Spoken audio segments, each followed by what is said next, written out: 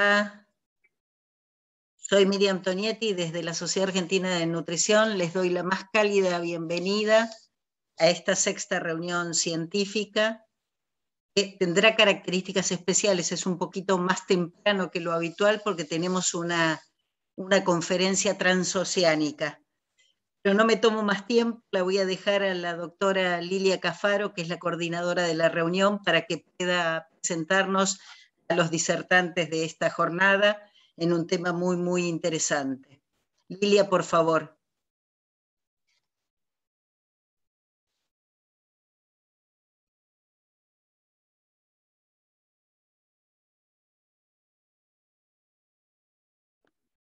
Buenas tardes a todos.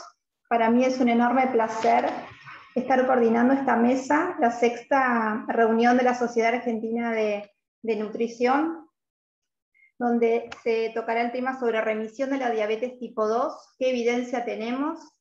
Abordarán estos temas dos disertantes de lujo, la doctora Violeta Moise y el doctor Josep Vidal, del Hospital Clínic de Barcelona.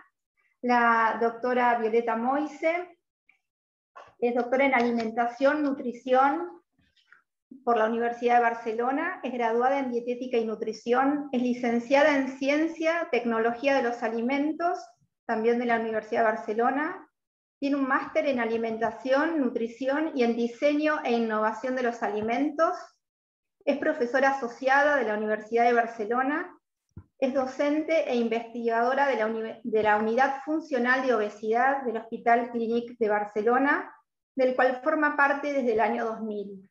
La doctora abordará sobre el tema del plan alimentario, estrategias nutricionales, descenso de peso, adherencia, mecanismos también que están asociados al descenso de peso y ayudan al paciente, cómo es la conducta del paciente, cómo mejorar la adherencia, y tendrá 30 minutos para la disertación. Quiero contarles que luego van a tener 20 minutos al final del tema de Violeta y el de Joseph para realizar preguntas, las cuales pueden hacerlas por el canal de YouTube también, las cuales las va a recolectar la doctora Eva López, y el doctor Josep Vidal abordará el tema de remisión de la diabetes tipo 2, qué evidencia tenemos en cuanto a qué evidencia tenemos con la cirugía bariátrica, sus diferentes técnicas en la remisión de la diabetes.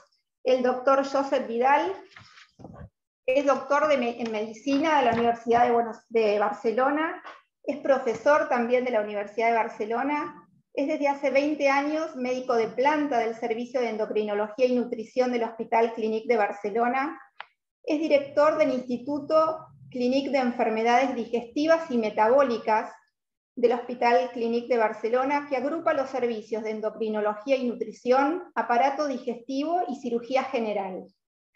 Lidera el grupo de diabetes, redes metabólicas y moleculares.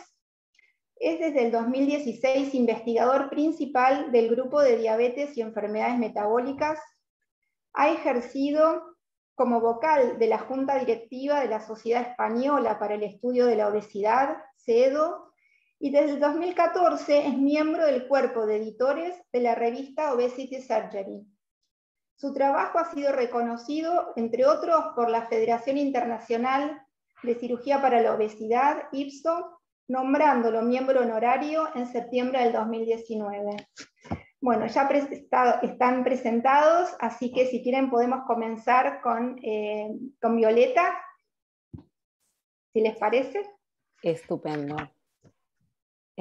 Aquí vamos. Quiero agradecer, Lila, por supuesto, a ti por haberme dado la posibilidad de estar aquí con todos vosotros, también a la sociedad por darnos este espacio.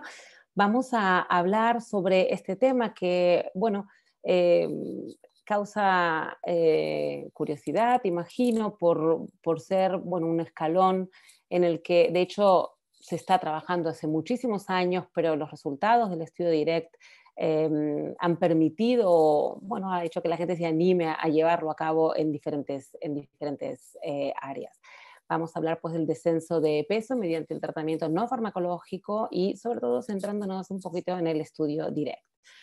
Sabemos que el control de los carbohidratos de la dieta era el tratamiento principal de la diabetes antes del desarrollo de la insulina. Fijaros que esta gráfica, que seguro habréis visto varias veces, un poco muestra las recomendaciones mínimas y máximas que se hacían en ese entonces al alta hospitalaria, tanto para el consumo de carbohidratos en gramos al día, o en porcentaje de la dieta, así como también para el aporte calórico, siendo este el aporte calórico de un mínimo de 700 y un máximo de 3000.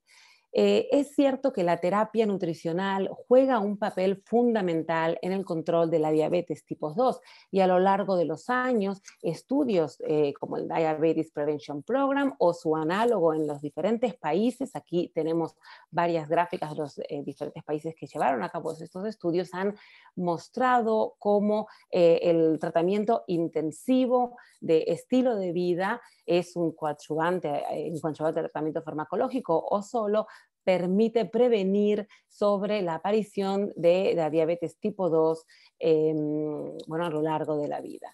La mayoría de estudios muestran resultados similares, o sea que esto ya nos lo creemos.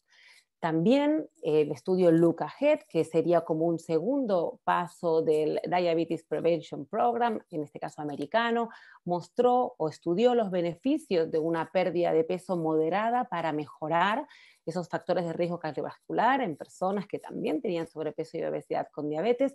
Y fijaros que cuando el grupo de dieta intensiva o de acción intensiva sobre el efecto, sobre el estilo de vida, que iba más allá de la restricción calórica de la dieta, ya que conlleva muchos componentes que facilitan o influyen en la pérdida de peso, permitió pues una pérdida de peso media del 8,6% de peso al año, y que sobre todo eran esos pacientes los que estaban en el grupo intervención versus el control lo que lograron mostrar esa pérdida de peso.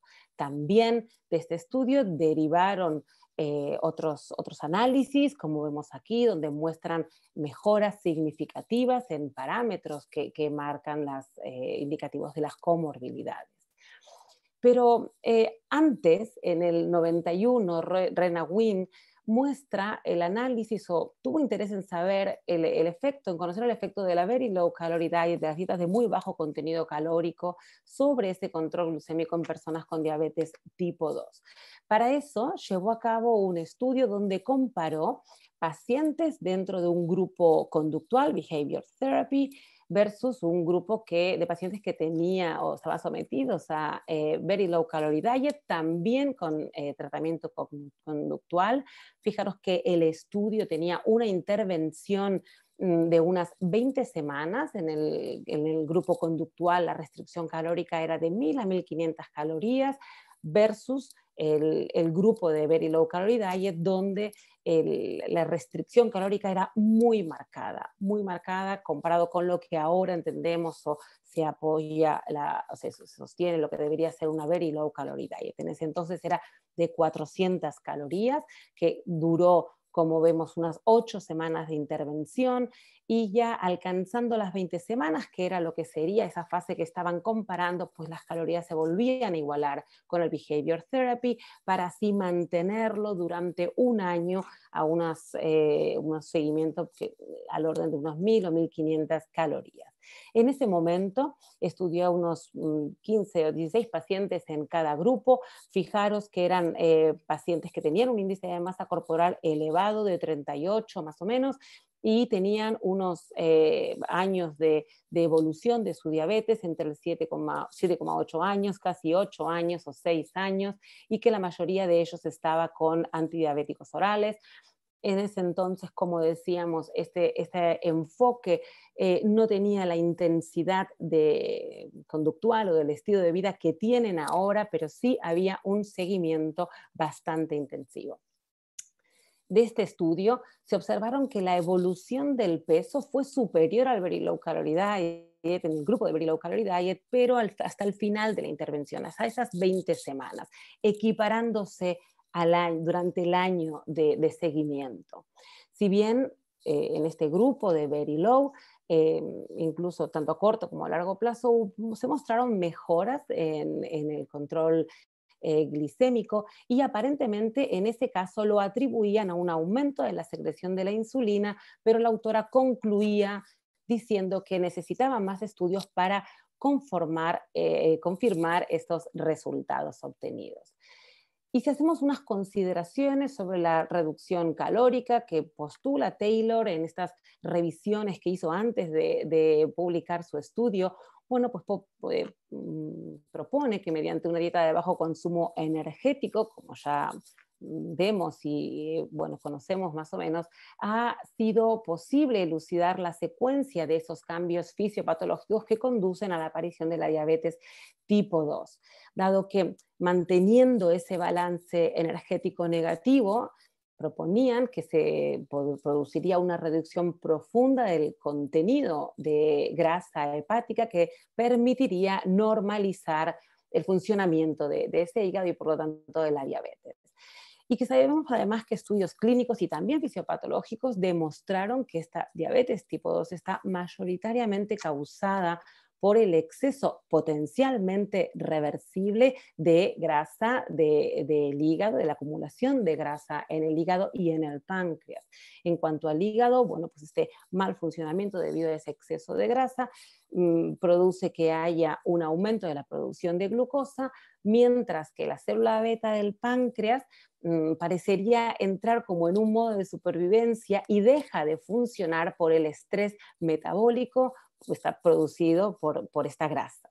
De forma que eliminando esa grasa mediante la pérdida de peso marcada, importante, se podría normalizar esta respuesta hepática a la insulina, y en los casos de evolución corta de la diabetes también se podría producir la recuperación de esa actividad de la célula beta.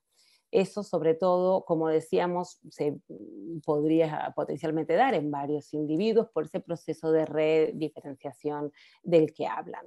Así, esta hipótesis, que le llamaron del ciclo gemelo, predecía que ambos ciclos viciosos podrían revertirse induciendo ese balance negativo marcado, nuestro balance energético negativo marcado. Así, para confirmar esa hipótesis, llevaron a cabo varios estudios. La primera, que le denominaron Twin Cycle Hypothesis, bueno, de hecho, quería responder a la pregunta de si es reversible esa resistencia a la insulina por parte del hígado y la disfunción de las células betas del páncreas al disminuir el contenido de grasa de esos órganos. De forma que hicieron un estudio corto de 8 semanas de duración con Very Low Calorie Diet, donde vieron que, bueno, que era posible llevarlo a cabo, que la dieta líquida se toleraba, que permitía esa restricción calórica y esa pérdida de peso, y que además, como decíamos, era bien tolerado en cuanto al hambre o el deseo de comer, etcétera, que era un factor pues importante para seguir adelante con los estudios. Al comprobar que eso era así, siguieron adelante y esta vez quisieron saber si esa mejora evidenciada era sostenible, ¿no?, cuando se iniciaba incluso la reintroducción de alimentos a largo plazo, cuando se normalizaba el tratamiento.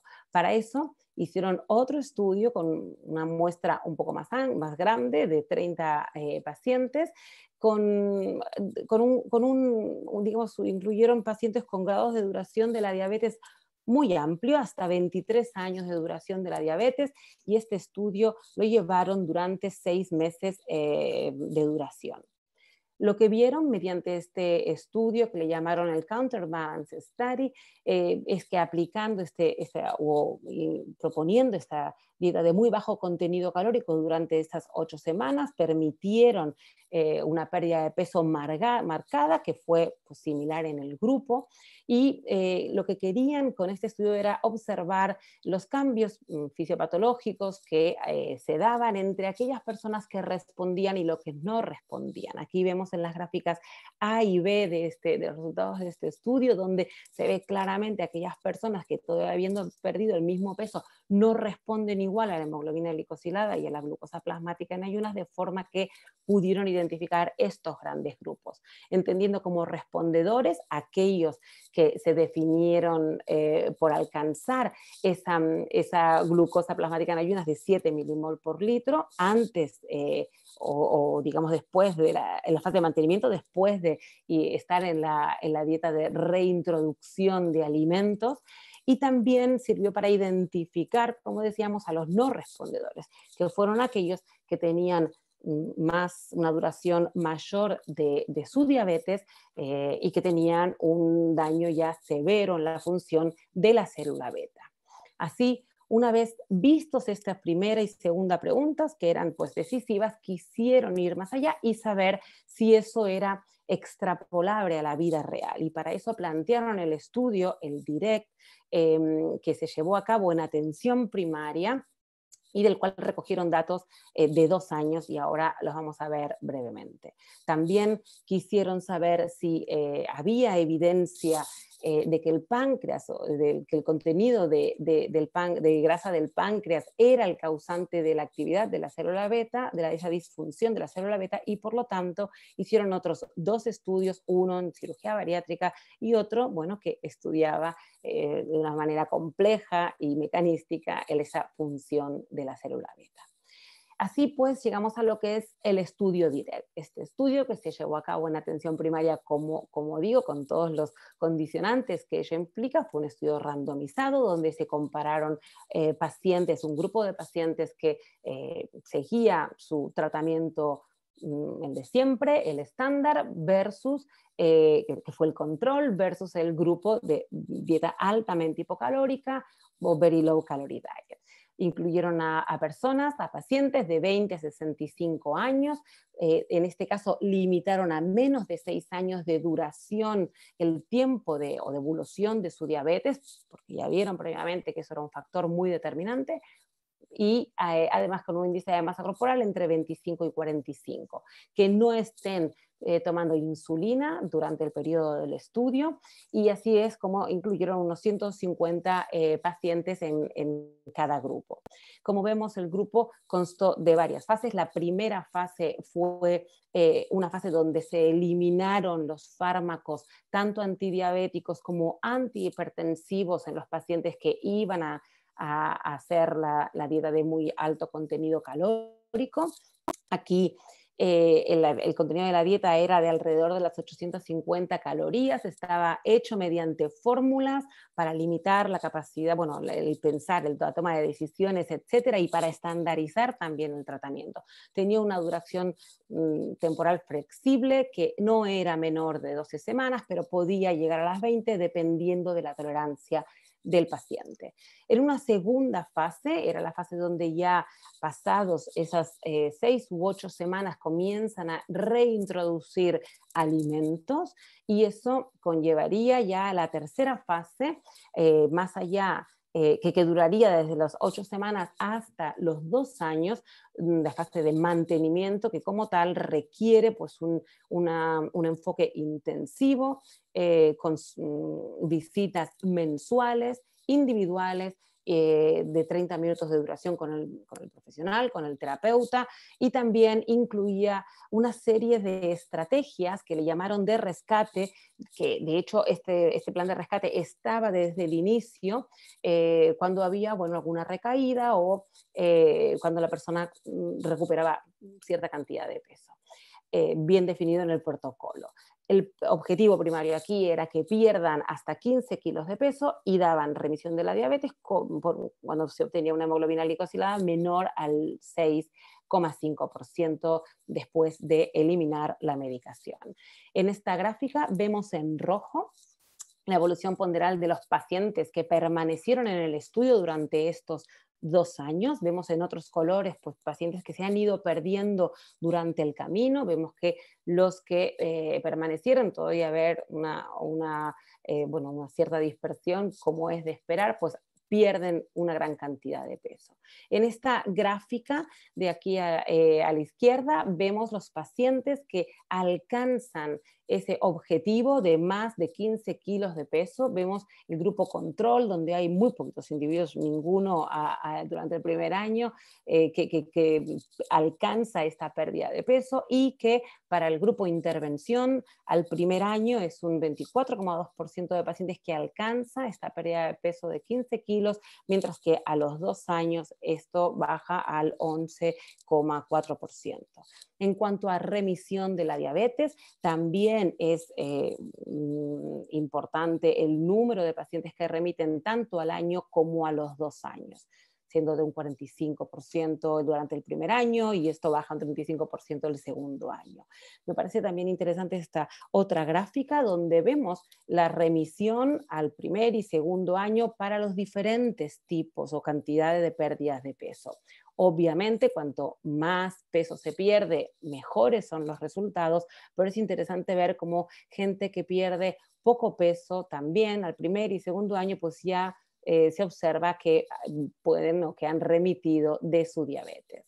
Y es que la remisión de la diabetes en humanos, claro que requiere de esa reducción de grasa en el hígado y en el páncreas, pero además depende de la capacidad, como vimos antes, de recuperación de la célula beta, y esto también lo midieron, también de una forma compleja, y lo que sí quería es mostraros cómo esa recuperación de la célula beta es activa, o sea, se da en las personas, en los respondedores, mientras que no fue así para los no respondedores o los pacientes del grupo control.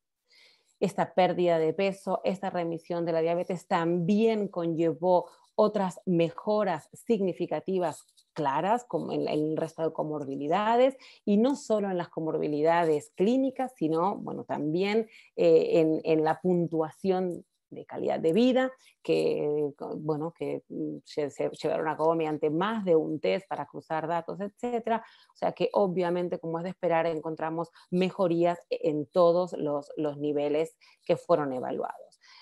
Como comentamos antes, al inicio, muchos de estos pacientes se les retiró no solo la medicación para la diabetes, sino también para la hipertensión. Querían saber o evaluar la seguridad y eficacia de esa retirada de medicación para la hipertensión arterial y de los diuréticos al inicio del tratamiento. Y para eso llevaron a cabo este análisis post-hoc, donde observaron la evolución de la tensión arterial, en este caso la sistólica. Fijaros que se presenta en esta gráfica todos los participantes en negro, mientras que en rojo son aquellos que no tenían historia de hipertensión, y ya aquí arriba aquellos que discontinuaron los fármacos, ya sea uno o más de un fármaco. Es lógico pensar que este tipo de dieta, que no solo es hipocalórica, sino que además es muy restrictiva en nutrientes, lleva también una restricción importante del sodio. Sabemos la relación directa e incontrolable que hay entre la ingesta de sodio y la tensión arterial, y es por eso que llevaron a cabo este análisis donde analizaron que de 53 pacientes que alcanzaron la remisión de la diabetes a los 24 meses, habían perdido un 11,4 kilos, como decíamos. 31 se trataban al inicio con antihipertensivos, 27 de esos dejaron la medicación al inicio, y de esos 27, 15 necesitaron reiniciar tratamiento. Eso observado mediante el seguimiento, que fue cercano para controlar esas desviaciones de la tensión arterial, que fueron controlables y bueno, nada agresivas. O sea que ¿no? Vieron que era controlable y seguro el mantener este tipo de tratamiento aún en la restricción calórica, eliminando esos fármacos antihipertensivos.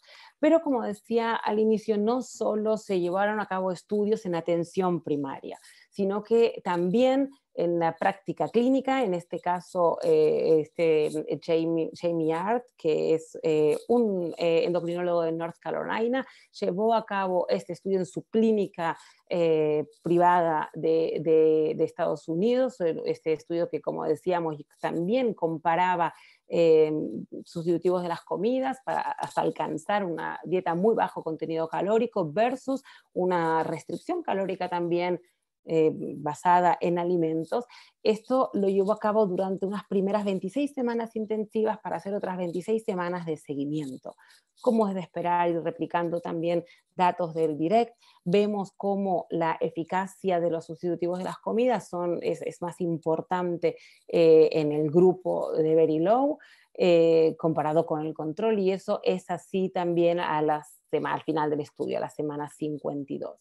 Y también vemos que hay una gran variedad de pérdida de peso, como ocurre siempre ante cualquier tratamiento de pérdida de peso, pero que en todos los casos eran superior el porcentaje de pacientes que perdía ya sea 5, 10 o más de 15% del peso estando en el grupo de Very Low Calorie Diet. O sea que la adherencia, el seguimiento de esta Very Low permite resultados claros en la evolución de la pérdida de peso. También, como es de esperar, esos cambios en la pérdida de peso conllevó cambios en la composición corporal favorables. La pérdida de masa muscular es también esperable por la pérdida de peso, por supuesto, y fijaros que no hubieron diferencias en la densidad mineral ósea. Otros estudios también se llevaron a cabo para evaluar si este tratamiento era coste efectivo, es decir, muy bien, los resultados son fantásticos, pero esto cuánto cuesta y qué representa, ¿verdad? Para eso, en este análisis se analizaron o se cuantificaron el número de sachets que consumieron los participantes de estos sustitutivos de las comidas, ya sea en el primero y el segundo año. Fijaros que la mayoría de esos, que es una media de 500 sachets, se consumieron sobre todo durante el primer año, el resto en la fase de reintroducción, luego durante otras fases del estudio, pero sí que aquí quería mostraros cómo también en la fase de rescate se utilizaron también estos productos y también en la fase de mantenimiento, como decíamos. Además, no solo observaron cuántos Hs consumían, sino cuántas veces veían a los profesionales. Y obtuvieron una media de 23 visitas por paciente durante el proceso y sobre todo concentrados durante este primer año. De forma que cuando hicieron la predicción del coste acumulativa, pudieron ver y observar que si bien al principio la intervención parecería más costosa, a partir del quinto año, bueno, se predice que habrá una inversión de ese coste y comenzará a ser más rentable esa intervención intensiva sobre el estilo de vida con dieta altamente hipocalórica. Claro que la adherencia es un factor primordial. ¿Cuánto tiempo va a poder la gente aguantar esto? Incluso si tiene que hacerlo por fases. Estudios como este de Danziger del 2005 nos demostraron que independientemente del abordaje terapéutico, lo que era fundamental es la adherencia, ¿no? Cuánto la persona podrá adherirse a ese plan y podrá seguirlo. Pues bien, también sabemos que la adherencia baja con el tiempo y ahí está nuestra intervención en intentar que cada cierto periodo de tiempo haya pues eso, una manera de activar, ¿no? esa intervención.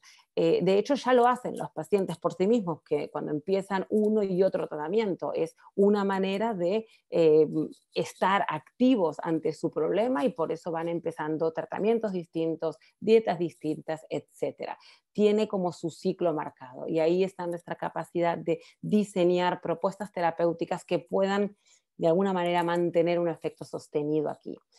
la pirámide de tratamiento considerando el direct, la dieta altamente hipocalórica, bueno, partiría de cambios en el estilo de vida que sabemos que es coadyuvante a cualquier tipo de tratamiento y que mejora cualquier tipo de tratamiento al que acompañe, y para eso necesitamos hacer una buena selección del paciente, hablaré en una diapositiva después, y enfatizar en ese objetivo de 15 kilos de pérdida de peso, para después pasar a una fase de transición de dieta baja en calorías, lo más supportive, acompañada que posible de estrategias según nuestros recursos, para de alguna manera pasar al programa de mantenimiento que debería durar pues todo lo que el paciente nos quiera acompañar. Y esto requiere a la vez de un programa de vuelta a lo básico, ¿no? Donde probablemente tendremos que ir repitiendo esas intervenciones una y otra vez a lo largo del seguimiento.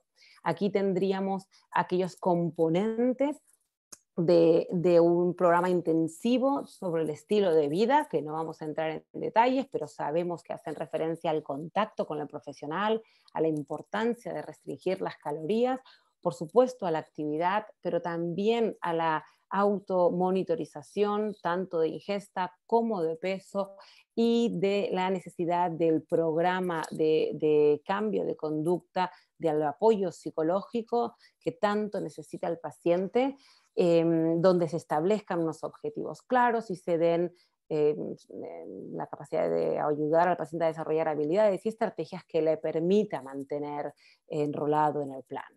Así, volviendo a la selección adecuada del paciente, es importante identificar, por supuesto, con el resto del equipo multidisciplinar, cuál es el abordaje más indicado para según qué paciente y cómo actuar en esos momentos. Por eso, para las dietas de muy bajo contenido calórico o very low calorie diet, la idea es incluir personas con diabetes de corta evolución, generalmente jóvenes, con capacidad para adquirir herramientas, que tengan un alto grado de motivación o que sean susceptibles de trabajarla, comprometido con el programa a largo plazo, que comprenda y acepte el tratamiento y que tenga disponibilidad para esa monitorización y participación.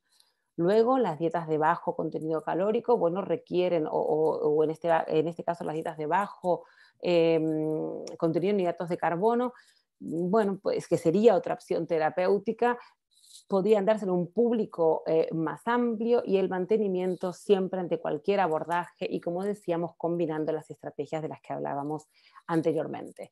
Nosotros estamos ahora iniciando en el hospital un programa con estas características para tratar a la persona con diabetes joven. Como decíamos, tenemos unos criterios de inclusión. La idea es desarrollar un programa centrado en el paciente, multicomponente, educacional, con contenidos nutricionales, dietéticos, también del estilo de vida, actividad física, por supuesto, y que esté centrada en la pérdida de peso, porque como vimos es el factor fundamental que permitirá un cambio en la evolución de su enfermedad. Aquí vamos a utilizar o se plantea la utilización de fórmulas dietéticas, un periodo de duración pues, paralelo a lo que propone el Direct, con visitas que ya van a ser por vídeo a nivel individual o agrupal, y la idea es integrarlo al sistema de seguimiento telemático que tenemos ahora nosotros con los pacientes mediante una APP. La idea es llevar a cabo esa evaluación con indicadores de calidad para luego, si esto pues, evoluciona como tiene que ser, pues diseminarlo con un plan de sostenibilidad en el centro de áreas clínicas. Esto es un proyecto que lleva ya un año de diseño. Aquí os muestro las variables o los aspectos que estamos evaluando en la intervención, cuáles son aquellos determinantes del paciente, qué queremos, ¿no? Tenemos que definir claramente cuáles van a ser esos indicadores de calidad y cómo los vamos a medir y qué se pretende, ¿no? de que el paciente pueda adquirir. valorar también el comportamiento del paciente y cómo eso puede impactar al resto, ¿verdad?, de servicios del hospital, para luego obtener resultados, ya sea, por supuesto, de salud y otros a largo plazo. Aquí estamos diseñando evaluaciones que permitan obtener esos indicadores, y esto pasa por seleccionar cuestionarios que nos van a dar esas variables, otros de seguimiento y también de screening, mantener un registro semanal del paciente de peso y de ingesta calórica, y luego desarrollar una serie de gráficas, ya sea para el paciente y para el profesional, que nos permita de alguna manera rápida trabajar con cada paciente, con la evolución, con los resultados obtenidos, etc. En este programa de dietas muy bajo en contenido calórico, que llamamos diabetes joven, pues planteamos esa fase intensiva, seguida de una fase de transición, un poco más corta de lo que se proponía en el direct, conociendo nuestra población, para luego ir a una fase de estabilización que puede durar más tiempo de lo establecido con el direct, de 6 a 30 semanas. Incluyendo módulos de intervención educacionales, de nutrición, también los que hacen referencia a la conducta y a la actividad física, porque no pueden ir solos. En cada fase hemos diseñado material para cada una de estas áreas, como dijimos, de tratamiento. Esto es así para todas las fases. Fijaron que en la fase 2 ya comenzamos a iniciar una dieta mixta, donde se reintroducen alimentos. Y bueno, hay un cálculo estimado del aporte calórico que se va a alcanzar durante todo ese periodo. Las fichas o el contenido educacional está diseñado para cada punto, considerando pues la situación que está atravesando el paciente, momentos donde se va a necesitar motivación, momentos donde va a percibir más barreras al cambio, o momentos donde se deberán cubrir las necesidades del paciente y las necesidades de tener más deseo de comer, etcétera, para de alguna manera poder facilitarle ese camino que sin duda tiene como recompensa el remitir, el curarse de su diabetes. Luego, en la fase de seguimiento, también hemos definido unos objetivos focalizando en estas 3 áreas de abordaje. Esto integrado en un proceso de tratamiento médico crónico, donde hay una fase primera de evaluación del paciente y donde se enfatizará de manera importante la adherencia. Así concluyo considerando que los resultados del direct son muy favorables. Permitió remitir la diabetes tipo 2 en un 46% de pacientes a los 12 meses y 36% a los 24 meses. También que es importante llevar a cabo una selección adecuada del paciente.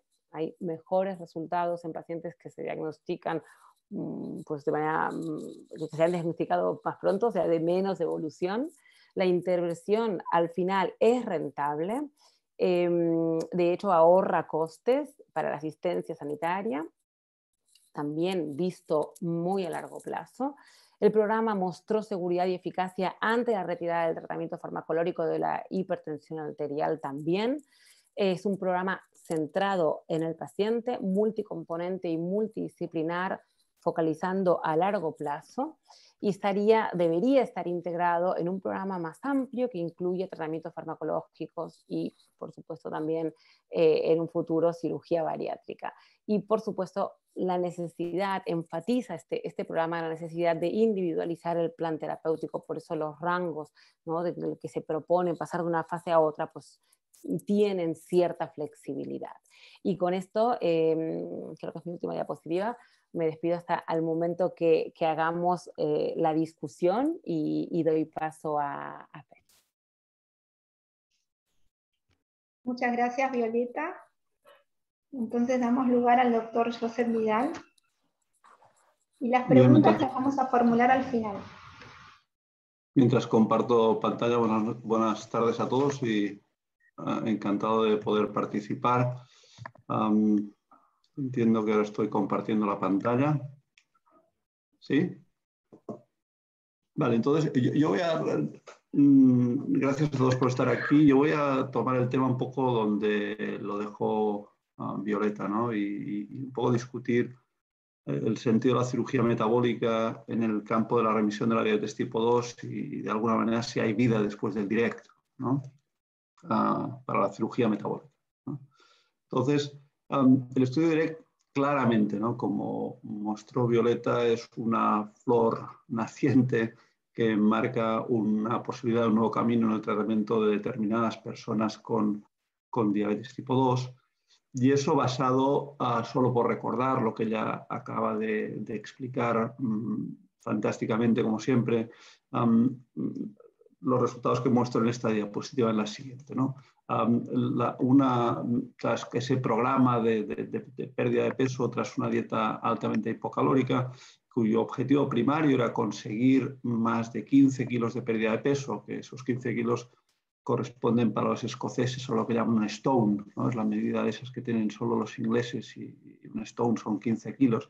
Y el otro objetivo era la remisión de diabetes tipo 2. Y lo que vieron fue que conseguían ese objetivo en un 24% de los pacientes. 24% de los pacientes, ¿no? Y eso conllevaba una remisión de diabetes tipo 2 definida como hemoglobina por debajo de 6,5 por 2 meses, en el 45,6% de la población. Es decir, que estamos diciendo que ese estudio conseguía unos resultados de 1 de cada 5, de cada 4 pacientes con un objetivo de pérdida de peso adecuado y una tasa de remisión de diabetes tipo 2 por lo menos durante 2 meses sin medicación de alrededor del 50%.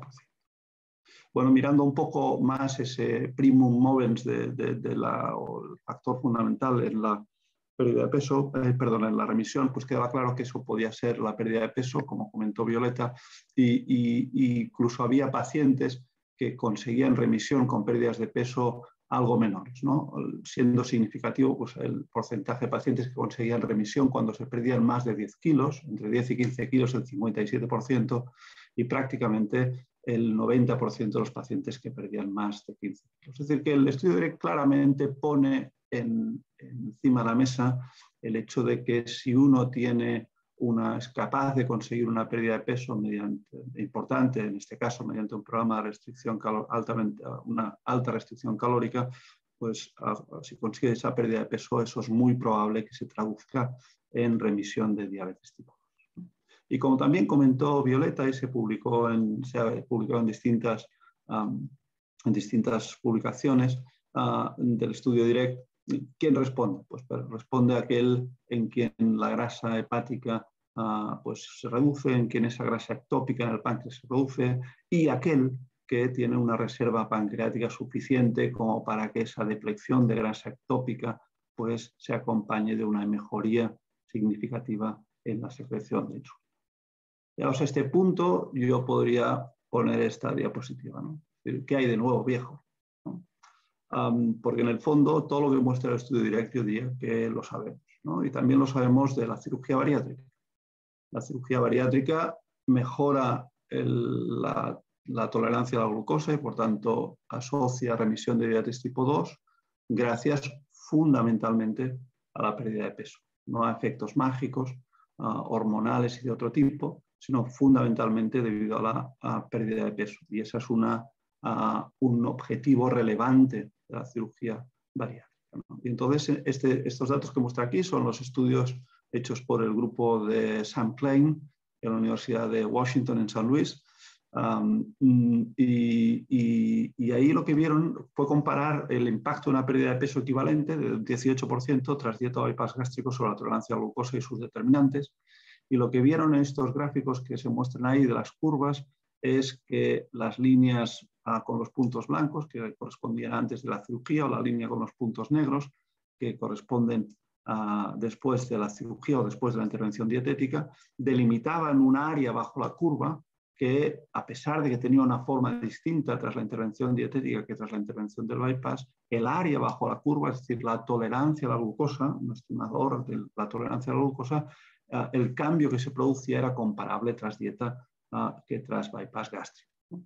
Y cuando medían los mediadores de esa tolerancia a la glucosa, veían que la supresión de la producción hepática de glucosa un determinante muy importante de la glucemia en ayunas, la función beta pancreática, un determinante de la respuesta postprandial y también del control en ayunas, la sensibilidad muscular en la insulina, o el perfil glucémico o el perfil insulinémico 24 horas, pues eran comparables entre dieta y bypass gástrico, ¿no? Reforzando que no solo es la tolerancia a la glucosa, sino aquellos factores que pensamos hoy día que son fundamentales para ese control de la homeostasis de la glucosa. Sí había diferencias entre los dos procedimientos, a pesar de la misma pérdida de peso, en cuanto a unos niveles distintos de aminoácidos de ramificados, en cuanto a niveles de ácidos biliares y en cuanto al patrón de cambio de la microbiota, ¿no? Y ellos, pues, en base a que la tolerancia a la glucosa cambiaba de modo análogo y de modo comparable, y viendo que esto pues, era distinto, se permitían el discutir si esos cambios realmente eran relevantes. Más allá de esta discusión de efectos independientes de la pérdida de peso, creo que lo que es relevante es que, al igual que en el estudio DIRECT, la pérdida de peso tras la cirugía es un mediador fundamental de la respuesta.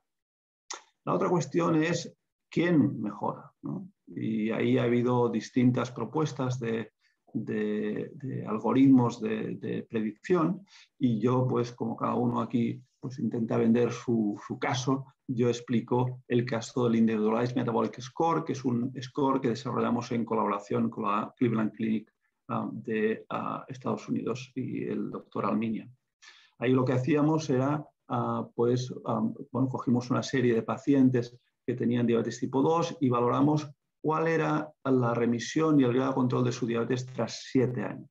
Y veíamos que la tasa de respuesta era distinta en función de una serie de variables que evaluamos, y en el modelo de esas variables las que resultaban significativas era el número de medicaciones que tomaban antes de la cirugía, el uso o no de insulina antes de la cirugía, la duración de la diabetes y el grado de control metabólico, ¿no? De tal modo que para cada una de esas 4 variables nos permitían asignarle un valor a un paciente, y en base a la suma de los puntos obtenidos en cada una de las 4 variables, el paciente podía ser calificado de diabetes leve, diabetes moderada o diabetes grave.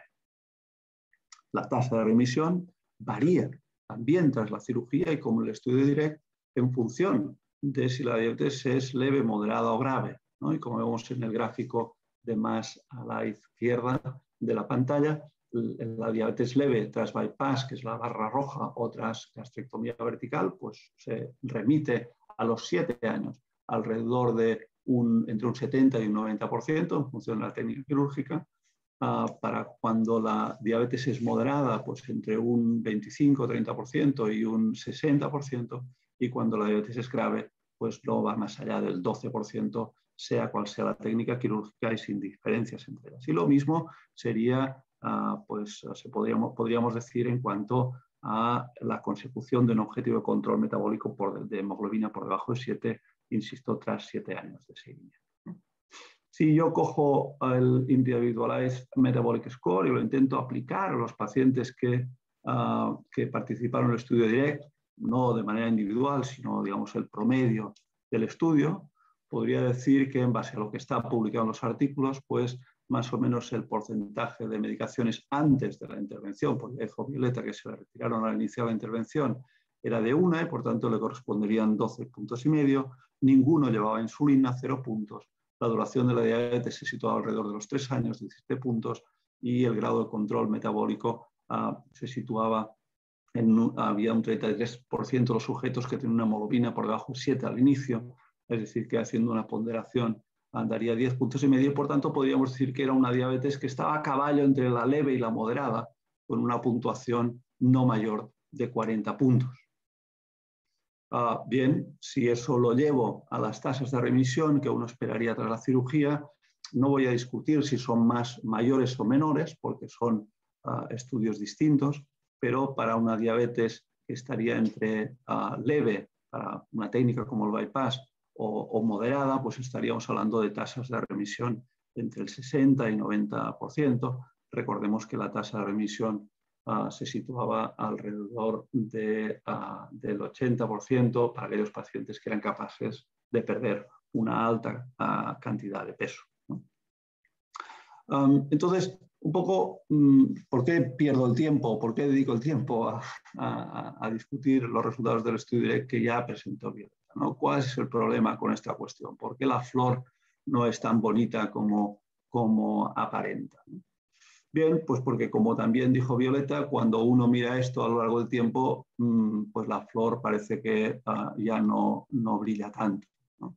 A los 2 años de seguimiento, y bien seguro que se intentó hacer todo lo que se pudo en cuanto a adherencia, el porcentaje de pacientes que consiguen una pérdida de peso de más de 15 kilos baja a un 11%, 1 de cada 10, y el porcentaje de pacientes que entran en remisión en su conjunto baja del 45% al 35%, es decir, de 1 de cada 2 a 1 de cada 3, y si me apuran, la caída de hemoglobina glicosilada es de 0,6, ¿no? Y lo cual está por debajo del 0,9 que el estudio UKPDS demostró que prevenía complicaciones crónicas de la diabetes, y está justo por encima de lo que uno consideraría relevante al comparar 2 fármacos, y alrededor del 0,4. Es decir, sea como fuere, los resultados a lo largo del tiempo parecen decaer, ¿no?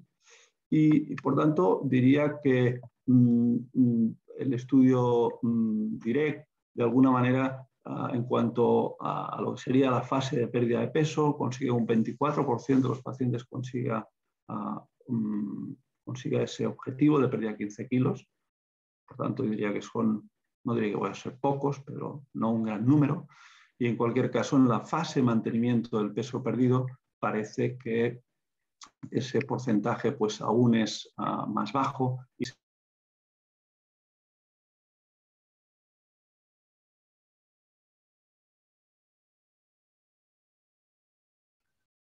Se silenció, doctor Vidal.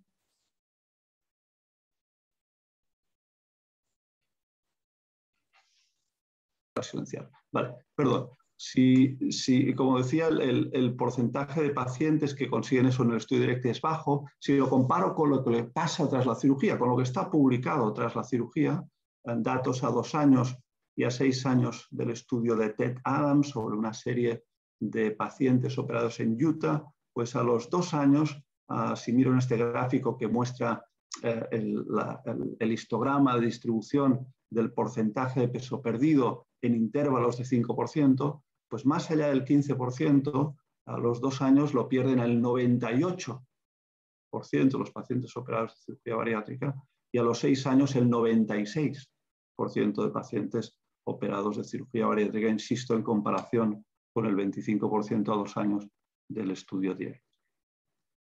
A ver si consigo avanzar la diapositiva. A ver. Se me ha quedado ahora aquí. A ver. Vale.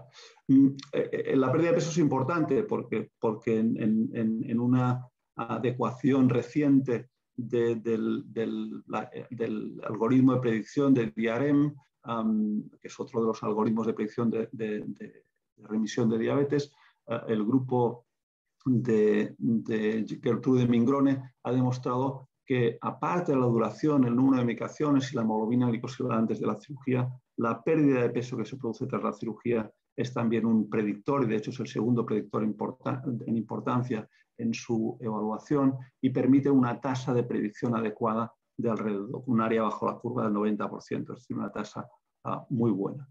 También nosotros vimos en otro estudio en colaboración con la universidad, con la Cleveland Clinic, que la reaparición de la diabetes se ve influenciada por la pérdida de peso a 1 año, siendo mayor pérdida de peso un factor protector, de ahí que el odds ratio esté por debajo de 1, y la recuperación de peso a largo plazo un factor predictor de reaparición de diabetes, de ahí que el odds ratio sea superior a 1 de 3,60. No solo eso, sino que es que además estudios pues, recientes y correspondientes a estudios aleatorizados demuestran la importancia de la pérdida de peso y del mantenimiento de esa pérdida de peso sobre eventos como los eventos microvasculares. Este es un estudio, lo que les muestro aquí, es un estudio hecho por Ricardo Cohen en Sao Paulo, donde un estudio aleatorizado donde se compara cirugía metabólica, bypass gástrico versus, o gastrectomía vertical versus tratamiento médico en pacientes con diabetes tipo 2. Una diabetes tipo 2 con una duración más larga, de 9 años, una hemoglobina glicosada inicial de 9, y lo que se mira es qué pasa sobre la microalbuminuria. Y lo que ven es que en el gráfico que vemos arriba a la izquierda, la tasa de remisión de la microalbuminuria, que era el objetivo primario, es más alta en los pacientes operados de bypass que en los best medical therapy.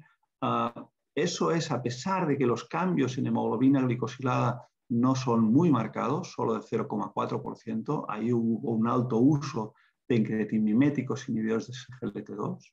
Y eso, la principal diferencia entre los dos grupos viene marcada por las categorías de pérdida de peso. De tal modo que, como ustedes pueden ver en el gráfico de abajo a la derecha, mientras la mayor parte de pacientes con cirugía bariátrica, que son las barras oscuras, pierden más del 15%, solo un pequeño porcentaje de los pacientes en tratamiento médico pierden más del 15%. Es decir, que la pérdida de peso no solo es importante para el control metabólico, sino el mantenimiento de esta pérdida de peso a 5 años es importante para la prevención de enfermedad microvascular.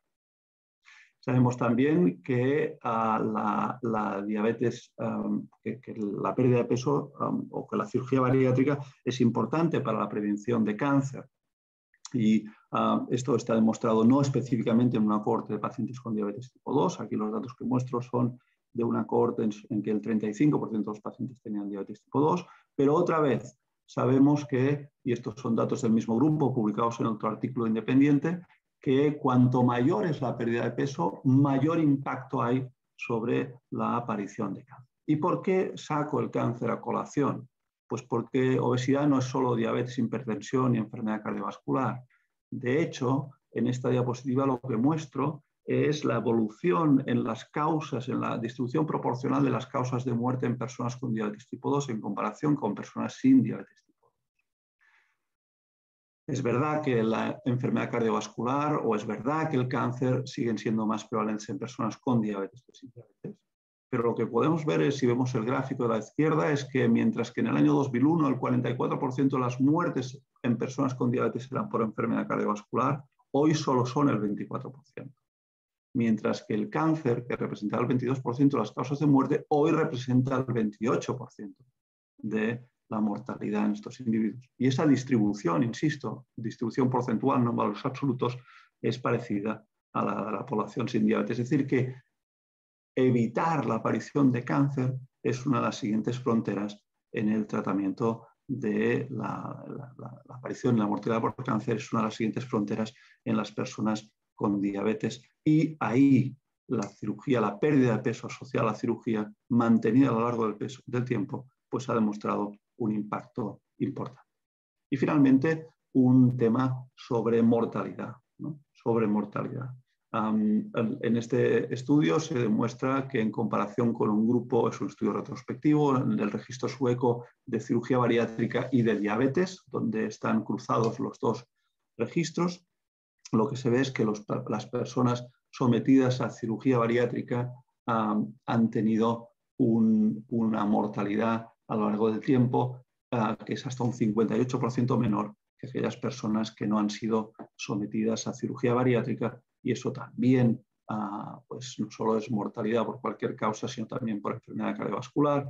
Y otra vez, redundando en la importancia del peso, más impacto en pacientes que tienen mayor pérdida de peso y también aquellos que tienen remisión inicial de la diabetes tipo 2. Es decir, que de alguna manera diría que el estudio DIRECT está bien, pero la cirugía bariátrica llena muchos de los huecos que todavía el estudio DIRECT no fue capaz de llenar. No quiere decir que no se puedan llenar, sencillamente que no lo fueron hasta ahora.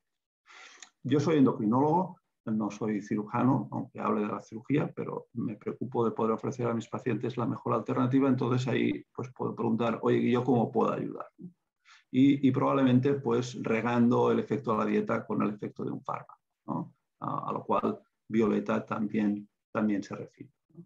El uso de liraglutida en el contexto de una intervención intensiva sobre el estilo de vida permite que el porcentaje de pacientes que consiguen pérdidas de peso de más del del 10%, ¿no? Que era algo que ya el estudio DIRECT decía que era valorable, pues aumente del 26%, que sería la barra placebo, a un 46%, que sería añadiendo la intervención intensiva más liraglutide, o a un 52% cuando esa intervención intensiva va acompañada de estrategias del tipo de alta restricción calórica, ¿no? Y más del 15%, pues vemos en este estudio 12, 28, 36% de los pacientes, es decir, mayor pérdida de peso cuando añadimos el fármaco. Si hablamos de semaglutida a las dosis autorizadas hoy día en diabetes, 1 miligramo semanal, pues ahí lo único que pinto es el porcentaje de pacientes con pérdida de peso de más del 10% en distintas situaciones clínicas, el SUSTAIN 2, el SUSTAIN 4 y el SUSTAIN 5, es decir, pacientes tratados bien con fármacos o bien pacientes que van a ser insulinizados o bien pacientes que ya llevan insulina, y vemos que semaglutida pues, lo hace mejor que el comparador en conseguir pérdidas de peso sustantivas, es decir, más del 10%, aunque nos situamos también en 1 de cada 4 o 1 de cada 5 pacientes que consiguen ese objetivo, ¿no? Yendo algo más allá, vemos el estudio, el uso de semaglutida 2,4 en comparación con 1 miligramo. Es algo que en Estados Unidos ya se ha comercializado, que en Europa se está buscando la aprobación, y vemos que el porcentaje de pacientes que lo consigue es más alto, ¿no? El 28% más del 10%, perdón, el 45% más del 10%, en el caso de semaglutida 2,4, el 26% más del 15%, e incluso 1 de cada 10 pacientes consigue más del 20%. Es cierto que no estamos donde el bypass gástrico. Adams a 2 y 6 años, pues más del 10% consigue prácticamente el 100% de los pacientes, más del 15%, pues prácticamente más del 90% de los pacientes a 6 años, y más del 20%, pues también un porcentaje elevado a 2 y a 6 años, ¿no? Otro fármaco por venir, que es hepatides, y todo va bien, en este caso comparado por semaglutida, otra vez consigue pues, un 57% de los pacientes en esta barra oscura en medio, vemos que pierden más del 10% y un 36% que pierden más del 15%. No llegando de todos modos a las tasas que vemos con cirugía bariátrica, y también hay que decirlo con seguimientos mucho más cortos. Y este sería un último estudio, esta vez sí ya en pacientes con diabetes tipo 2, el estudio STEP 3, semaglutida 2,4 versus placebo más un cambio intensivo en el estilo de vida, en pacientes sin diabetes, y vemos que cuando metemos la intervención intensiva sobre el estilo de vida en las fases iniciales, pues alrededor del 80% de los pacientes pierden más del 10% y alrededor del 60% pierden más del 15%, si bien es cierto otra vez, y eso sería la misma crítica que el estudio DIRECT, que eso es a 1 año y no a 2 o 6 años como el estudio de Adams, ¿no? Pero que ahí uno puede plantearse, ¿no? Si esto es ilusión o realidad, ¿no? Si ahí lo que vemos es la cara de una mujer, o sencillamente un saxofonista intentándonos tocar una música que suena bien, pero que no lleva muy lejos, ¿no? Yo creo que todavía nos queda por responder. Tenemos que la combinación de lo que sería la estrategia de intervención intensiva sobre el estilo de vida, si ustedes quieren llamarle DIRECT más fármacos, pues aumenta ese porcentaje que antes veíamos del 25% a un 60%, está muy bien. No sabemos cuál es el impacto mantenido a 2 años con estas dosis de fármacos nuevos. Sabíamos que el DIRECT se quedaba en un 10%, pero no sabemos cuánto esto es mejorado por el añadido de fármacos, y tampoco sabemos cuál es el impacto sobre los eventos finales en salud, ¿no? Queda por resolver, yo creo, también un tema de accesibilidad a los fármacos, ¿no? Si no se pueden usar es fantasía pura, y por tanto yo creo que aún a día de hoy en la conversación con nuestros pacientes tiene todo el sentido que planteemos el estudio DIRECT, tiene todo el sentido que planteemos fármacos, pero no podemos obviar que hay algo que se basa sobre unos resultados que diría son sólidos, que van más allá de lo que es estrictamente pérdida de peso o remisión de diabetes tipo 2, sino que tienen datos sobre impacto, sobre cuestiones relevantes como pueden ser la incidencia de enfermedades, de complicaciones microvasculares o la aparición de eventos cardiovasculares, cáncer y mortalidad por cualquier causa. Y por tanto, creo que en nuestra conversación la cirugía debe de seguir teniendo un papel, incluso antes de que el paciente decida meterse en un protocolo del estilo del que planteó Violeta Moise. Preguntémosle pues si desean participar o desean ir a cirugía en base a los datos que hemos comentado. Y con esto, gracias por su atención. Muchas gracias, Joseph. La verdad que muy clarísimo como siempre. Y escuchando a ambos, me viene a la memoria la práctica diaria que trabajando en un equipo de cirugía bariátrica, también no soy cirujana, todos me conocen, soy médica clínica especialista en nutrición, y vemos que en el control y preparación prequirúrgica estamos implementando un poco el DIRECT también, porque muchos pacientes llegan a la cirugía sin medicación para la diabetes. Mejoran muchísimo con el descenso de peso, los cambios del estilo de vida, lo que sí están como atrapados y con el objetivo que es la cirugía que los va a ayudar. Pero muchas veces encontramos este impacto del estudio DIRECT en el control y el seguimiento prequirúrgico en la preparación del paciente con cirugía bariátrica. El tema también de la adherencia es importantísimo. El paciente, como bien detallaba Violeta, se agota con el tiempo de estar permanentemente manteniéndose en un plan tan restrictivo. Y a propósito, hay una pregunta del chat del doctor Lucio Criado, que me parece importante formulártela, Violeta, donde pregunta si no se debería también involucrar al entorno familiar en el plan terapéutico. ¿Qué te parece, Violeta? ¿Qué opinión tenés al respecto? Sí.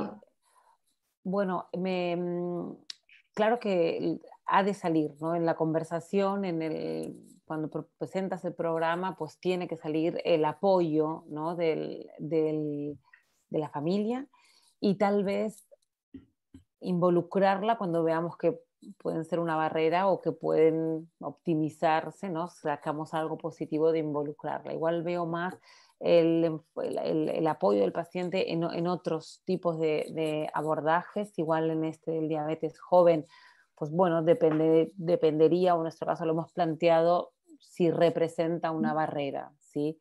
Para llevarlo a cabo, ¿no? Pero por supuesto que se debe considerar y es muy pertinente intentar llevar al diálogo esa parte, ¿no? Sin duda.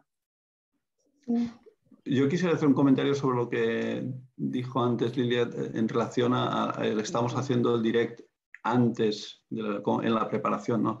Y yo creo que es decir, tenemos pacientes que a veces cuando ven su respuesta deciden no operarse, ¿no? Pero yo creo que es bueno en el planteamiento previo haber tenido, es decir, bueno, nuestro es un sistema público, bueno, o Violeta y yo trabajamos en un sistema público y las cosas a lo mejor, es decir, el sistema no es exactamente el que tienen ustedes, pero quiero decir que los pacientes de alguna manera, algunos aceptan el hecho, cuando se le ha planteado previamente, de que habiendo tenido una buena respuesta, oye, pues vamos a esperar. Y si esa respuesta es usted capaz de mantenerla durante 5 años, pues fantástico. Y en el momento en que, y eso no querrá decir que le saquemos de la lista de espera, ni mucho menos, ¿no? Sino que en el momento en que usted vea que, o veamos que la cosa pues no se aguanta, pues volvemos y vamos a otra cosa, ¿no? Llámale fármacos o llámale cirugía, pero nos ocurre. Y yo creo, insisto, que es bueno tener la conversación, tanto el hecho de que, oiga, usted a lo mejor responde a la restricción calórica y vamos a ver qué es lo que pasa, como al revés, ¿no? Es decir, oiga, si usted ha respondido a la restricción calórica, ¿para qué quiere ir a la cirugía? ¿No? Sí, lo estamos viendo. Es con el arsenal terapéutico de fármacos que tenemos también ahora que colaboran. Sí. Eva, ¿tenés alguna pregunta en YouTube? No, la verdad que en YouTube no hay ninguna pregunta, pero a mí me gustaría preguntarle un poco qué abordajes a Violeta desde lo conductual realizan, desde la estimulación de modificación de hábitos. Sí, bueno, el abordaje es a varios niveles. Realmente trabajamos mucho, o que ya lo hacemos ahora en el tratamiento conductual, del tratamiento convencional de la obesidad y también de la cirugía bariátrica, estrategias que sabemos que son claves, ¿no? Como el autocontrol, el automanejo, que dependen de la propia persona, son asequibles y tienen como muchas ventajas a la hora de proponerlos.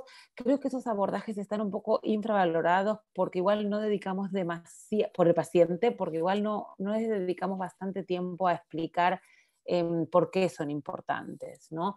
Tienen la sensación de que están cumpliendo una tarea cuando en realidad lo que es un beneficio percibido cuando uno se adhiere a eso, ¿no? Igual dándolo como, bueno, que depende de la persona, pues se daría o se conseguiría más adhesión a este tipo de abordaje que parece simple, pero es uno de los que se ha postulado como más sólido, ¿no? A lo largo de todas las intervenciones conductuales sobre el estilo de vida.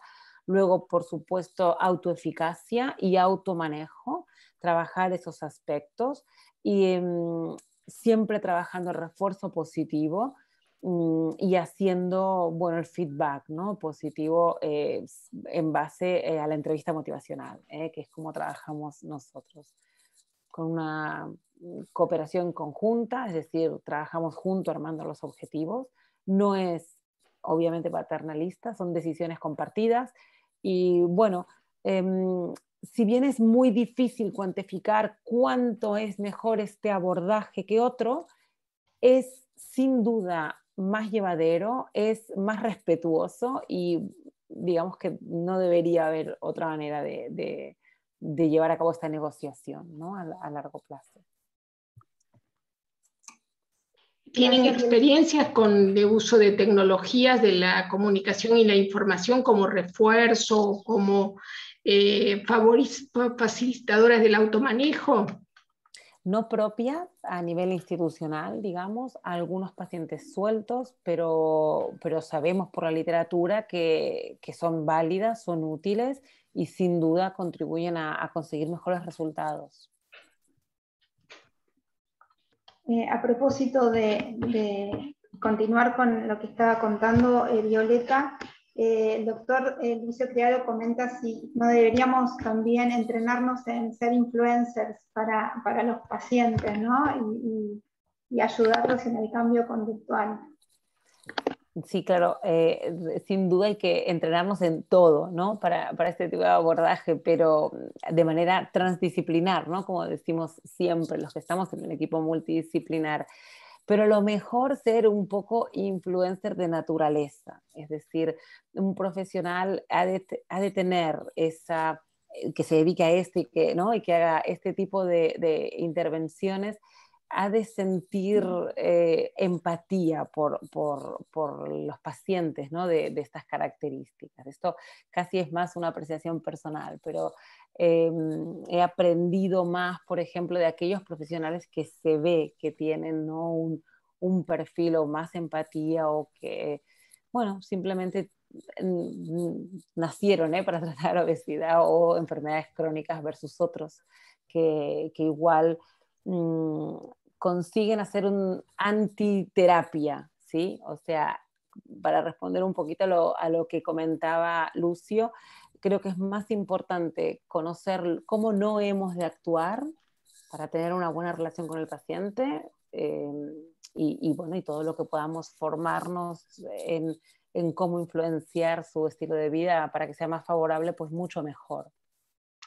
Yo no sé si el influencer nace o se hace, pero en cualquier caso, si uno no es un influencer, pues de alguna manera necesita formarse para ello, ¿no? Es decir, el paradigma, por lo menos en el que se nos ha formado en las facultades de medicina, es el de la enfermedad aguda, ¿no? Y para nada en la enfermedad crónica o la recaída o el fracaso. Y por tanto ahí debemos de estar, ¿no? Y un poco desde el punto de vista más de la dietética y nutrición, pues bueno, muy bien, yo diría que en el campo de la obesidad, ese paradigma del si usted me hace caso, todo irá bien, demuestra una cierta ignorancia sobre lo que hay debajo, el sustrato de la enfermedad, pero de alguna manera también refleja esa sensación de enfermedad aguda, ¿no? Si usted me hace caso, todo irá bien, sin entender lo difícil que es que a uno le hagan caso y sobre todo que le sigan haciendo caso, ¿no? Entonces yo creo que ahí la formación... Hablando un día con un psiquiatra, el hombre nos decía, hombre, es que ustedes le decíamos, yo le preguntaba, ¿qué deberíamos de aprender los médicos biologistas, por decirlo así, en cuanto a esa parte de psiquiatría y psicología? Y dice, hombre, lo que tenéis que hacer es desempolvar los apuntes de la carrera de medicina en que se hablaba de psicología clínica y de psiquiatría, hombre, que nos pedís a nosotros que desempolvemos la parte biológica y vosotros no desempolváis la otra. Y creo que, bueno, al final la formación que recibimos tiene una parte de eso y hay que desempolvarla y reforzarla desde luego, porque creo que es importante, no sé, el ser influencer parece realmente una connotación negativa comercial, pero sí, hay que ser capaces de influir, ¿no? Sí. Otra pregunta que surge del chat es, ¿qué experiencia hay con Naltreva? Bueno, yo creo que la experiencia, es decir, el único ensayo clínico aleatorizado que hay realmente después de cirugía bariátrica es para control de peso, que es o en recurrencia de diabetes tipo 2 o no remisión de diabetes tipo 2, es con liraglutida 1,8 ni liraglutida 3. Pero digamos, los estudios que hay sobre la utilización de fármacos que más bien proceden de centros americanos, centros de Estados Unidos, pues no distinguen, digamos, muy mucho entre la combinación de fentermina-topiramato o naltrexona bupropion o análogos del receptor de GLP-1, ¿no? Teóricamente se dice, ¿no?, que naltrexona bupropion irá mejor para que el paciente que tiene cravings, que tiene esa tendencia pues más hedónica por la comida. Bien, yo creo que la experiencia que hay reportada en la literatura es tan favorable como la que pueda ser con liraglutida 3 miligramos, ¿eh? No hay estudios comparativos que yo conozca publicados ni en bariátrica ni fuera de la bariátrica entre naltrexona bupropion y semaglutida a dosis de 1 o 2,4, ¿no? Yo creo que, bueno, Naltreva sigue haciendo su caminito, pero tampoco no creo que haya ahora mismo programa que lo esté apoyando o desarrollando, buscando más indicaciones, ¿no? Y por tanto, sí, funciona teóricamente ese perfil específico de pacientes y no funciona distinto que lo que hoy tenemos autorizado para el tratamiento de diabetes tipo 2, para el tratamiento de sobrepeso, que es liraglutida 3 miligramos. Gracias.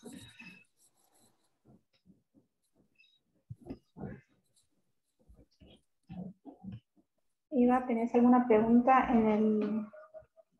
Me parece que un poco todo esto que nos estamos refiriendo, un poco es reflexionar también sobre el modelo médico en el cual estamos abordando todas las enfermedades crónicas no transmisibles y que un poco nos marca la realidad de la baja adherencia, el poco entrenamiento y capacitación que tenemos desde las universidades para abordar todo lo que tiene que ver con hábitos y cómo motivar y hacer educación terapéutica también. Yo, si me permitís un comentario, diría que lo que sí estamos viendo cada vez más es el añadir este nuevo escalón o nuevo ciclo al tratamiento de la obesidad, ¿no? Es decir, empezamos con estilo de vida, pongámosle mayor o menor restricción calórica, le metemos fármacos, le metemos cirugía y luego, que parecía que era la cúspide de la pirámide, y no, es decir, volvemos a empezar, ¿no? Le volvemos a poner estilo de vida encima de la cirugía más o menos intensivo, fármacos otra vez, ¿no? Y a lo mejor una segunda cirugía, ¿no? Es decir, es un proceso iterativo más que una pirámide, ¿no? Y creo que estamos en esa fase, después de unos años de mayor desarrollo de la cirugía bariátrica, pues entendiendo que debe ser complementada, ¿no? con otras cosas. Sí, entender esto, que es una enfermedad crónica, recidivante, evolutiva, ¿no? Y que quizás con el egoísmo, no sé, la creencia de que uno iba a poder tratar y quizás curar con la cirugía bariátrica, pero la enfermedad siempre florece y suele manifestarse como recidivante, ¿no?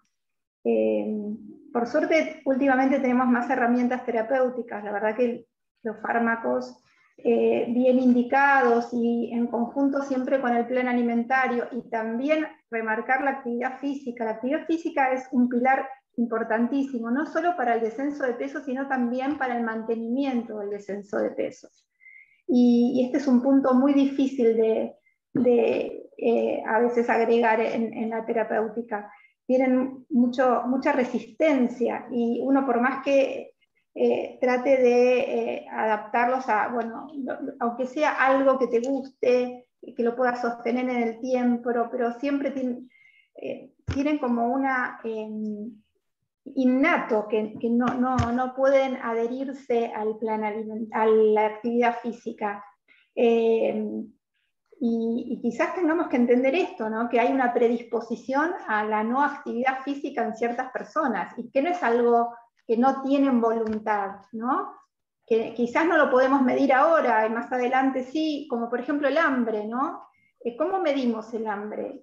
¿Cómo medimos el dolor, ¿no? Que sí notamos la diferencia con respecto al hambre en los pacientes cuando ahora se pueden estar en tratamiento con liraglutide, y ahí notan el gran cambio de que no están pensando todo el día en el hambre, en la comida, y entonces ahí yo lo traspolo al dolor, ¿no? ¿Cómo medimos el dolor y cómo medimos el hambre? Quizás con la actividad física más adelante se podrá hacer lo mismo. Hay gente que no tiene de manera innata de hacer un movimiento físico, y a veces nos enojamos, decimos, pero ¿cómo? Y quizás es como el hambre y como el dolor, ¿no? No sé, me surgió esta duda. Me parece que los hábitos también se estimulan mucho desde la infancia, y la educación nutricional y el estímulo de la actividad física debe estar fomentado fundamentalmente en el colegio y en los chicos, como para que a futuro también mantengan esos hábitos, y también prevenir la epidemia de obesidad que se está viendo en edades tempranas. Entonces me parece que hay que trabajar mucho en educación poblacional y también fundamentalmente en las escuelas. Claro, pero yo reivindico la posibilidad de cambio para aquellos que ya peinamos canas. claro, que si no parece que... el acceso, ¿no? También a todo esto, pero y un punto ligado a lo que decía Lila, claro que hay posibilidad de cambio, sin duda, a cualquier edad, pero un punto es preguntarle al paciente, ¿no? ¿Qué significa la actividad física para ti? En lugar de decirle directamente lo que ya saben y no sirve, ¿no? Porque a partir de esa pregunta, antes de hablar de actividad física, decirle qué significa para ti, qué influencia crees que tiene eso en tu salud. A partir de ahí te das cuenta un poco las posibilidades de abordaje. Hay pacientes que dicen, es que no me gusta, detesto hacer deporte y no voy a hacer. Bueno, y es un tema que no hay nada más que aceptar, al menos en ese momento. Y hay que jugar con otras herramientas. Y a la hora de hacer valoraciones de resultados, pues decir, ok, considerando que tú eres una persona que, ¿no? Como dices, no te gusta la actividad física, que esto, sin embargo, pim, pam, pam, bueno, pues ahí ajustar las expectativas. Es decir, pasa un poco por preguntar más, ¿no? Igual ahí de repente encuentras que algún tipo de actividad física o deporte sí, después algunas te sorprenden diciendo todo y que no me gusta hacer deporte, voy a empezar a tonificar. Y entonces, claro, nuestra cara cambia y dice, pero no te hagas ilusiones, un poco nada más. Bueno, Esto nos pasa en la consulta, la percepción de que tienen que contentarnos a nosotros, ¿no? Eso también es importante trabajarlo. Sí, sí. Yo aún otro comentario, porque en el chat me pareció leer un par de comentarios sobre las dificultades de acceso económico, ¿no? A los fármacos y incluso a la comida sana, ¿no? Y eso es cierto, ¿no? No lo pongo para nada en duda, los fármacos están ahí y también en España acceder a ellos es un problema, ¿no? Es un problema porque, bueno, tampoco los españoles tienen capacidad económica, muchos de ellos, para pagárselos. Y la comida, la famosa dieta mediterránea, vale €1 más por persona y día, lo cual para una familia de 4 son pues 120 euros al mes, lo cual pues para algunas familias es un dineral, ¿no? Pero a veces yo tengo la sensación de que entonces la solución fácil es la cirugía, porque la cirugía en España está cubierta por el sistema público y entonces pues es más fácil, oye, tú ya lo paga alguien, ¿no? No hay que preocuparse de quién paga la factura porque ya la paga el gobierno, pero eso lleva a que luego el paciente regana 4 kilos o su hemoglobina glicosilada vuelve a estar por encima de 7 y lo que hay que hacer es reoperarle, ¿no? Y no, sencillamente no. Yo creo que, bueno, el estudio DIRECT sí que pone a las claras que, bueno, a lo mejor si uno lo quiere hacer con sustitutos de comida, pues tiene un precio, pero bueno, pues pensar estrategias alternativas para intentar que se consiga esa alta restricción calórica con una dieta que no sea deficitaria, ¿no? Y por tanto tenemos que pensar que hay estrategias posibles, ¿no? Además de, como decía alguien ahora en el chat, cuando pagamos todos, ¿no? Cuando paga el gobierno pagamos todos, más allá de eso, pero es que la pereza no nos debe llevar a hacer más cirugía, porque sencillamente sabemos que ni la cirugía da una solución definitiva. Si la diera, fantástico, pero como no la da, siempre habrá un momento en que habrá que volver y la cirugía cada vez que se rehace tiene más problemas, ¿no? Y más posibilidades de complicaciones y por tanto llamaría a no perder la expectativa y a no perder el deseo de que y a no perder la motivación para hacer cosas, ¿no?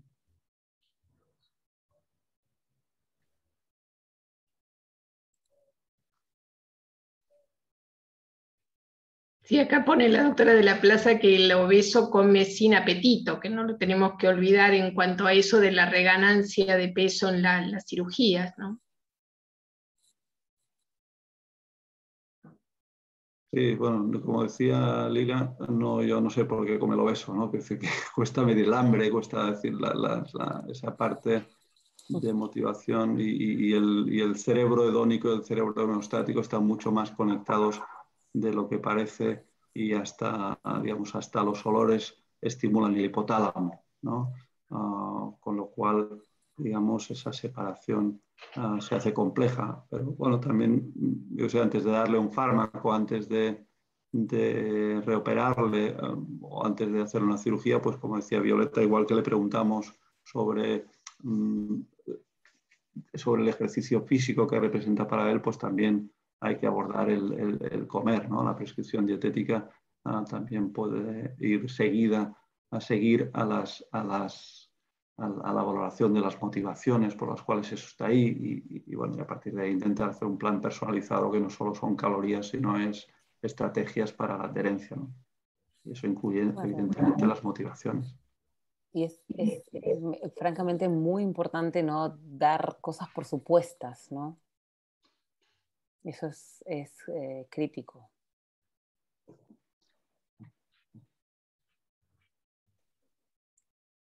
Está silenciada, Lilia.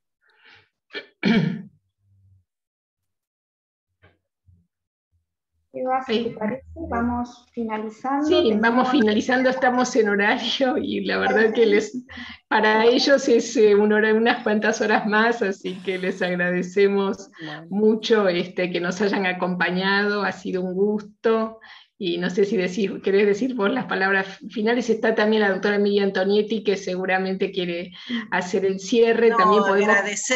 agradecerles por habernos acompañado en esta reunión. La verdad que fue un placer escucharlos con toda la experiencia que nos aportan en un tema tan complejo. No terminamos de comprender totalmente y que necesitamos de estas reuniones para discutirlos entre nosotros, ¿no? Poder encontrar estrategias como para ir mejorando la salud de estos pacientes tan difíciles de resolver su problema, como la mayoría de las enfermedades crónicas. Gracias Lilia, gracias Violeta, gracias Joseph, y los esperamos que nos sigan acompañando. Recuerden que en poco tiempo tenemos nuestro congreso en noviembre, ya estamos en la cuenta regresiva, así que los esperamos si quieren acompañarnos en las próximas reuniones, en el congreso también. Muchas gracias a todos y buenas noches. Gracias. Muchas gracias a todos. Muchas gracias a todos y buenas noches. Adiós. Buenas noches. Gracias. Adiós. Yes. Adiós.